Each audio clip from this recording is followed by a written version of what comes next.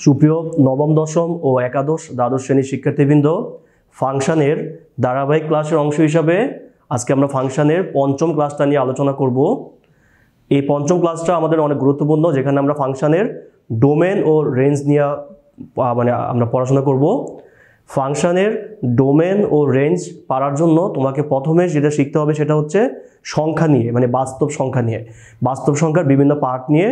এবং এখানে আরেকটা গুরুত্বপূর্ণ টপিক হচ্ছে আমাদের ব্যবধি, অর্থাৎ সংখ্যার ক্ষেত্রে ব্যবধিটা আমরা কিভাবে আলোচনা করতে পারি। বাস্তব সংখ্যার সাথে আমরা ব্যবধি নিয়ে আমাদের একটা ক্লাস দেওয়া আছে, তোমরা ওই ক্লাসটা করে নিবা এই ক্লাসটা করার আগে। আচ্ছা, তাহলে চলো আমরা শুরু করি। প্রথমে আমি ফাংশনের ডোমেনের সংজ্ঞাটা এখানে লিখে রাখছি। তোমরা যদি একটু হোয়াইট বোর্ডে খেয়াল করো, আমাদের বোর্ডে দেওয়া আছে যে আমাদের এক্সের যে সকল বাস্তব মানের জন্য, ডোমেনের সংজ্ঞাটা হচ্ছে এক্সের যে সকল বাস্তব মানের জন্য ওয়াই এর বাস্তব ও সংজ্ঞায়িত মান পাওয়া যাবে, এক্সের ওই বাস্তব মানগুলাকে ফাংশনের কি বলে? ডোমেন বলে। সহজ করে বললে এক্সের যে মানগুলা, বাস্তব মানগুলা ওয়াইকে সিদ্ধ করবে, সে এক্সের মানগুলা হচ্ছে আমাদের ডোমেন। আর যদি আমরা উল্টা করে বলি, ওয়াইয়ের যে মানগুলা এক্সকে সিদ্ধ করবে সেগুলো হচ্ছে কি আমাদের রেঞ্জ। এখন রেঞ্জের ক্ষেত্রে আমরা আরেকটা সংজ্ঞা এখানে লিখে রাখছি, এটাও আমরা অনেক ক্ষেত্রে ইউজ করব, ম্যাক্সিমাম ক্ষেত্রে আমরা এটা ইউজ করি। এটা হলো যে এক্সের মানগুলা বসানোর পরে ওয়াইয়ের যে মানগুলা পাওয়া যাবে, ওয়াইয়ের ওই মানগুলার সেটকে আমরা বলবো ফাংশনের রেঞ্জ।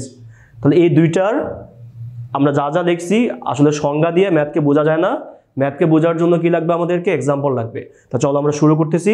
এই ডোমেন এবং রেঞ্জের আমরা অনেকগুলা পার্ট পার্ট করে আলোচনা করব, যাতে তোমাদের এই জিনিসটা বুঝতে সুবিধা হয়।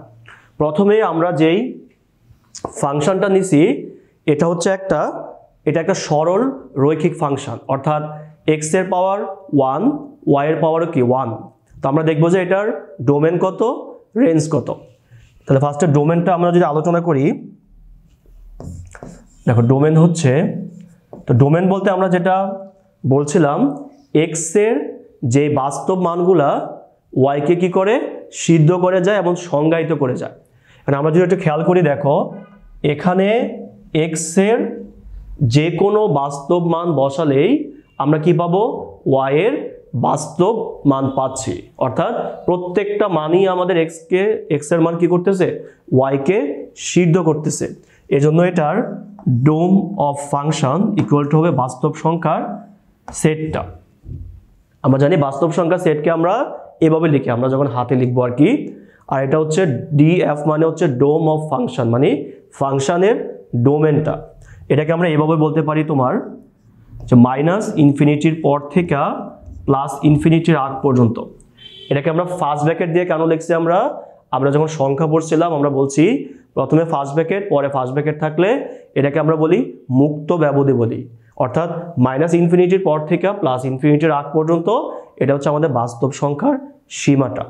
তাহলে আমরা কি পাইলাম? এক্স এর যে কোনো বাস্তব মান কি করতেছে? ওয়াইকে সিদ্ধ করতেছে বলে ডোমেন হচ্ছে এখানে আর হচ্ছে আমাদের। এখন যদি আমরা রেঞ্জের মানটা বের করি, দেখো রেঞ্জের মানটা আমরা লিখতে পারি Y equal to 4x plus 1। তাহলে এখান থেকে এক্স এর মানটা আসবে ওয়াই মাইনাস 1/4। এখন দেখো রেঞ্জের ক্ষেত্রে আমরা কি করলাম? এক্স ইকুয়াল টু বের করলাম।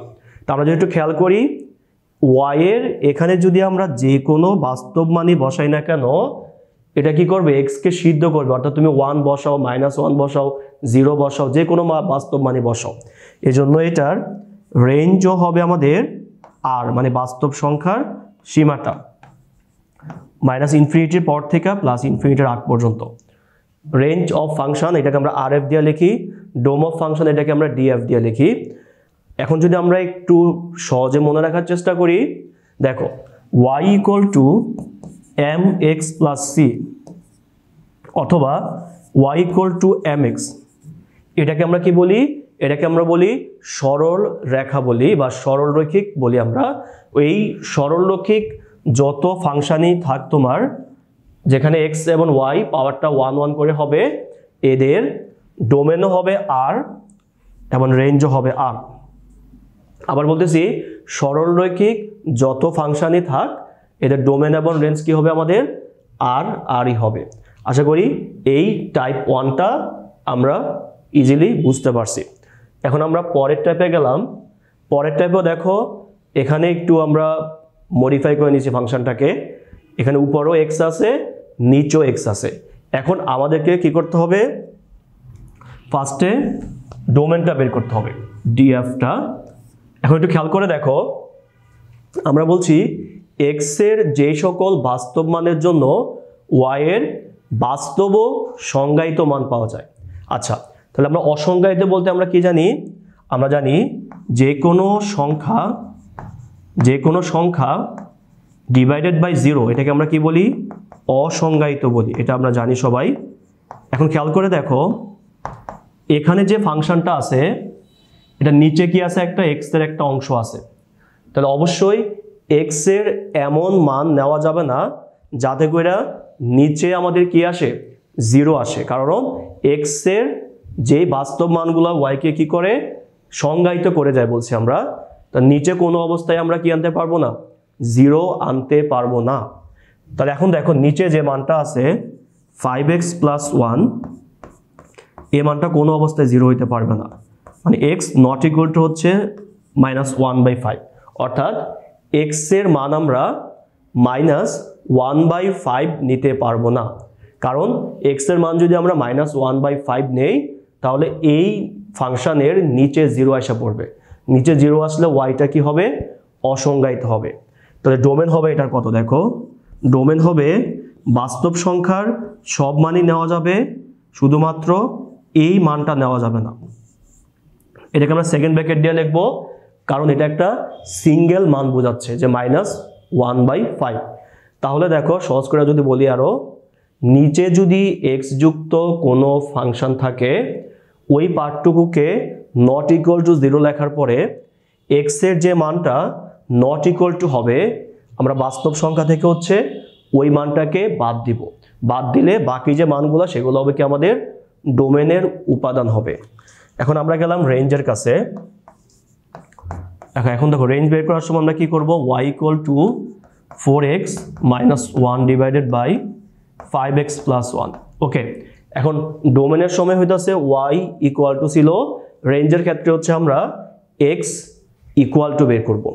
তাহলে কত হবে দেখো, এখানে 5xy + y = 4x - 2, 5xy - 4x - 2 - y, x যদি আমরা কমন নেই 5y - 4, সো এখানে x এর মান আসতেছে দেখো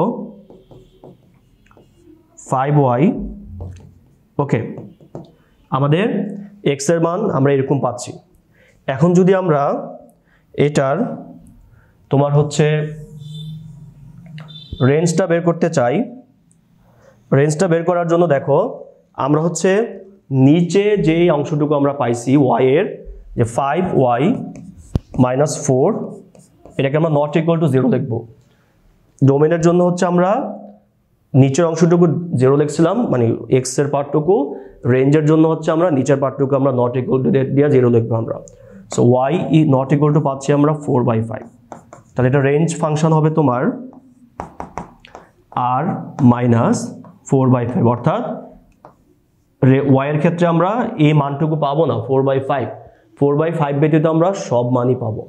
তাহলে ভগ্নাংশ ফাংশনের ক্ষেত্রে ডোমেন বের করার সময় x এর নিচের পার্টটুকু নট ইকুয়াল টু 0 লেখা x এর যে মানটা নট ইকুয়াল টু দিয়ে আসবে এটা হবে ডোমেনের ফাংশন বা ডোমেনের উপাদান। আর রেঞ্জের ক্ষেত্রে হচ্ছে তোমার এভাবে x = y দেওয়া করতে হবে তোমাকে। y = এটা বের করার পরে আর গুণ করে x = বের করবা। পরে নিচের যে y এর পার্টটুকু নট ইকুয়াল টু 0 ধরার পরে y এর যে মানটা নট ইকুয়াল টু দিয়ে আসবে ওই মানটুকু বাদ দিতে হবে। আচ্ছা, এখন রেঞ্জ বের করার ক্ষেত্রে এই পার্টটুকুর একটা শর্ট টেকনিক আছে। শর্ট টেকনিক হবে দেখো এখানে আনসার, যে r মাইনাস দেখো উপরের x এর সহগ বাই নিচের x এর সহগ। এই দেখো r মাইনাস রেঞ্জের ক্ষেত্রে খুবই সহজ, আবার বলতেছি r মাইনাস উপরে যে x আছে তার সহগটা এই যে 4 বাই নিচের যে x আছে তার সহগটা হচ্ছে 5। তাহলে এইভাবে আমরা ভগ্নাংশ ফাংশনের ক্ষেত্রেও কি আমরা ডোমেন এবং রেঞ্জ বের করতে পারি। পরের যে টাইপটা এটা হচ্ছে আমাদের রুট ওভার যুক্ত একটা ফাংশন। আচ্ছা আমরা এই ম্যাথটা আমরা আগে করি। ওকে, দেখো এখানে হচ্ছে রুট ওভার যুক্ত একটা ফাংশন থাকবে। তো আমরা সবাই জানি রুটের ভিতরে যদি কি আসে আমাদের মাইনাস আসে, এটাকে আমরা অবাস্তব বলি। রুটের ভিতরে কি আসা যাবে না? মাইনাস আসা যাবে না। অর্থাৎ রুটের ভিতরে মিনিমাম মান আসতে হবে 0, এই 0 থেকে কম আসা যাবে না। ঠিক আছে, তাহলে আমরা যেটা বলতে পারি, দেখো রুটের ভিতরে কখনো আমরা কি মাইনাস নিতে পারবো না। তাহলে আমাদের ডোমেনের ক্ষেত্রে যেটা করব, আমরা এই যে পার্টটুকু আছে 3x - 1, এখন দেখো এটা হচ্ছে আমরা 3x - 1 এটাকে আমরা গ্রেটার দেন অর ইকুয়াল 0 ধরবো আমরা। কারণ কি রুটের ভিতরে মানটা মিনিমাম 0 হইতে পারবে অথবা 0 থেকে বড় হইতে পারবে, 0 থেকে কখনো এটা কম হইতে পারবে না। কারণ কম হলে সেটা কি হয়ে যাবে, আমাদের অবাস্তব হয়ে যাবে। আমরা ফাংশনের শর্তই বলছি বা ডোমেনের সংজ্ঞায় বলছি যে x এর বাস্তব মানের জন্য কি y এর বাস্তব মানই আসতে হবে। এজন্য এখানে x এর মানটা কোনো অবস্থায় 1/3 থেকে কম নেওয়া যাবে না, সর্বনিম্ন 1/3 নেওয়া যাবে। তাহলে এটা ডোমেন হবে তোমার,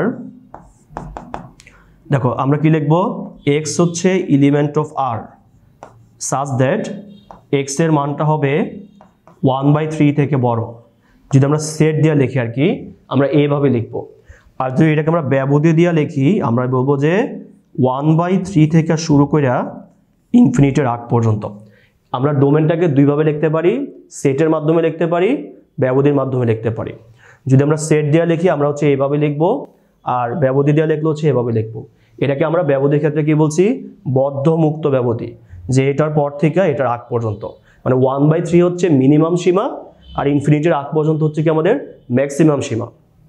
তাহলে আমরা যদি সহজে বলতে চাই, রুটের ভিতরে যদি একটা x এর পাওয়ার 1 যুক্ত ফাংশন হয়, আবারও বলতেছি x এর পাওয়ার কিন্তু 1 বলতেছি, দেখো রুটের ভিতরে যদি x এর পাওয়ার 1 যুক্ত একটা ফাংশন হয়, ওই রুটের ভিতরে মানটাকে গ্রেটার দেন অর ইকুয়াল 0 ধরে x এর যে মানটা গ্রেটার অর ইকুয়াল দিয়ে আসবে, ওই মান থেকে শুরু করে আমরা ইনফিনিটির আগ পর্যন্ত নিব। আর রেঞ্জের ক্ষেত্রে খুবই সহজ, দেখো তো রেঞ্জ হচ্ছে, এখন দেখো তুমি এখানে x এর যে কোনো মানই বসাও, আমরা যে দ্বিতীয় সংজ্ঞাটা লিখছিলাম x এর যে মান বসালে y এর যে মান পাওয়া যাবে, y এর ওই মানগুলার সেটকে বলছি আমরা রেঞ্জ। এখন এটা আমরা এখানে অ্যাপ্লাই করব। দেখো আমি এখানে x এর যে কোনো মানই বসাই না কেন, এই মানটা কখনোই কি হবে না, নেগেটিভ হবে না।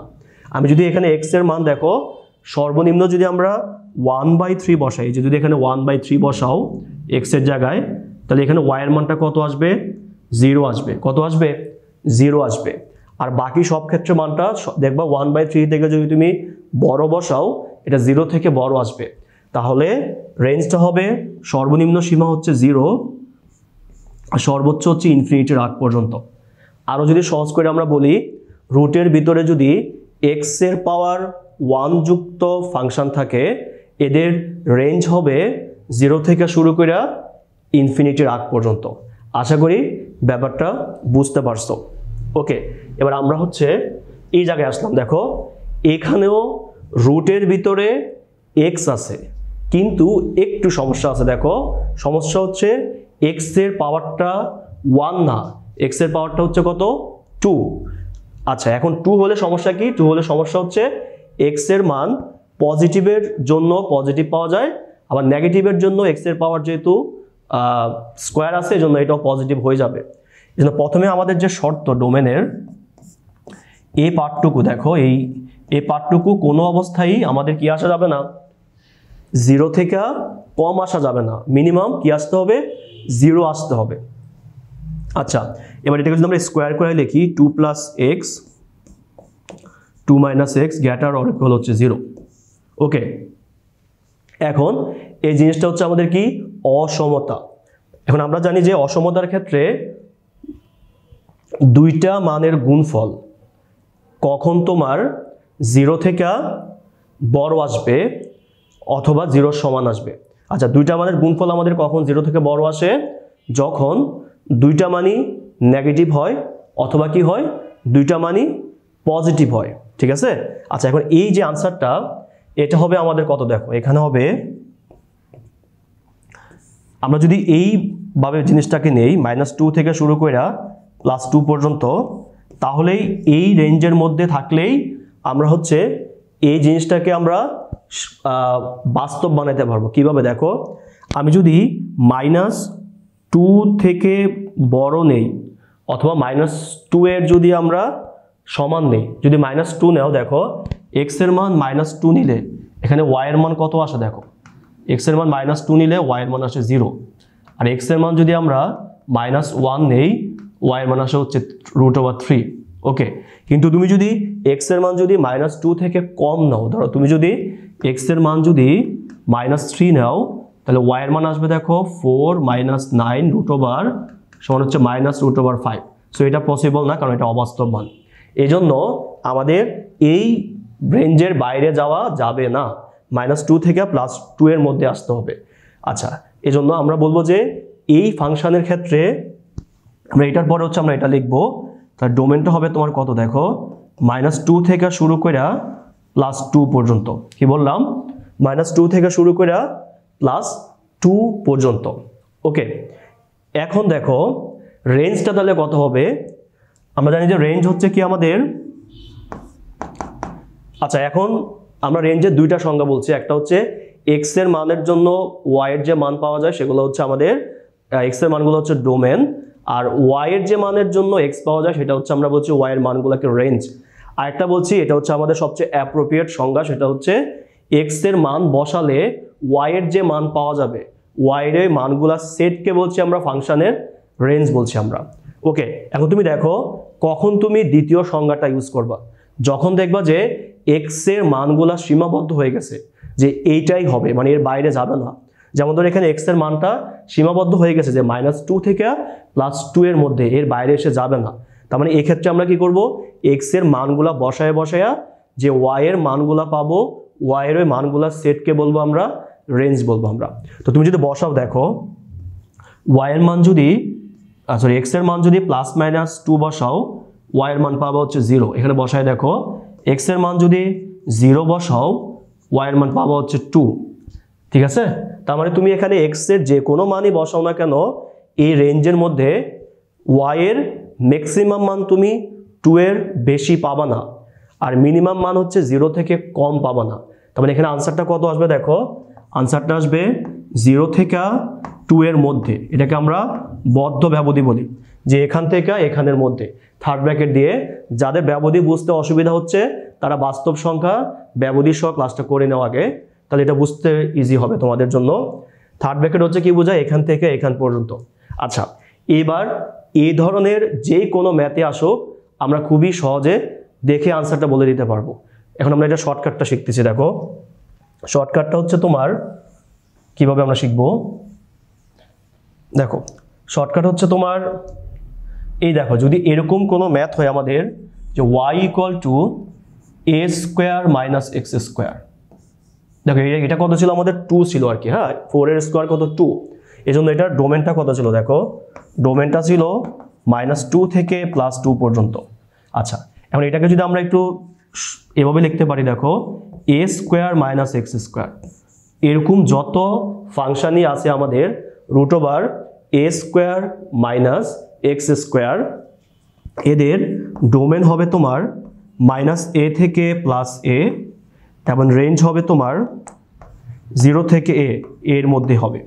এখন ধরো আমরা যদি এখানে 4 না নিয়ে, যদি তোমার ধরো এখানে 4 না নিয়ে আমরা যদি নিতাম যে 1 to 1 মাইনাস দিতাম, মানে 121 দিছি আমরা।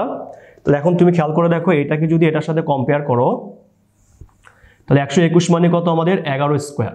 তাহলে এটা আনসার কত হবে, দেখো আনসার হবে -11 থেকে +11 আর 0 থেকে 11।